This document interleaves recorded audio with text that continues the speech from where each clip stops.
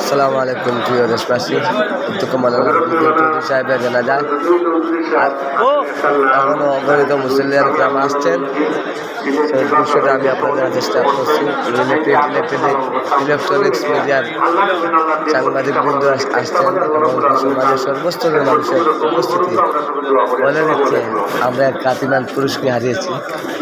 নাকে হারিয়ে শূন্যতা পূরণ যেন মহান রব আমাদেরকে ওনার মতো হাজারো মানুষ তৈরি করে দিক, এটাই আমাদের চাওয়া। সকল রাজনৈতিক ধর্ম বর্ণের উপস্থিতি আমরা দেখতে পাচ্ছি।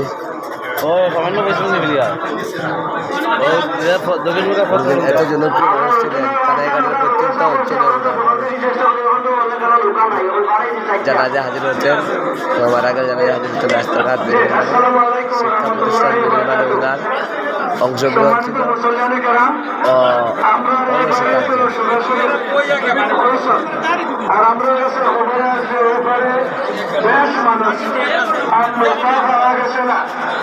নৌকা পাওয়া গেছে না, নৌকা এখন ম্যানেজ করা যান না।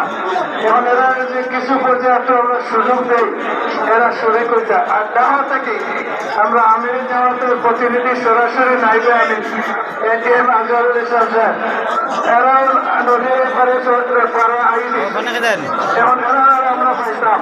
তাই আপনারা একটা অনুমতি নিতাম স্যার যে আমরা আরো 15 মিনিট সময়, 15 মিনিট না এবার আবার আসরে যাব, আসরে এবার আগে আমরা শেষ করতাম।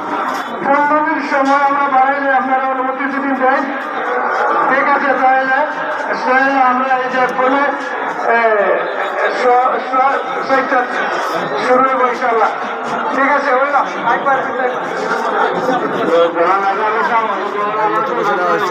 এটিএম আজহারুল ইসলাম সাহেব, জামাত ইসলামী বাংলাদেশ জামাত ইসলাম কেন্দ্রীয় সেক্রেটারি জেনারেল আমাদের মাঝে এসে উপস্থিত হবেন।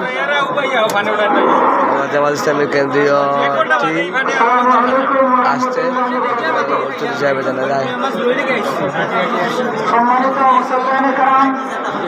সম্মানিত মেহমানবৃন্দ, বিভিন্ন সংগঠন এবং জামাত ইসলামের সম্মানিত নেতৃবৃন্দ, আমার সম্মুখে উপস্থিত সম্মানিত মুসলিম কারাম, হযরত মাওলানা ফরিদুদ্দীন চৌধুরী একটি নাম অত্যন্ত সম্মানিত, অত্যন্ত শ্রদ্ধার পাত্র আমাদের রাহবার হযরত মাওলানা ফরিদুদ্দীন চৌধুরী। তার সারা জীবন তিনি ইসলামী আন্দোলন, দেশ এবং মানুষের সেবা করার জন্য তার সারা জীবন অতিবাহিত করেছেন।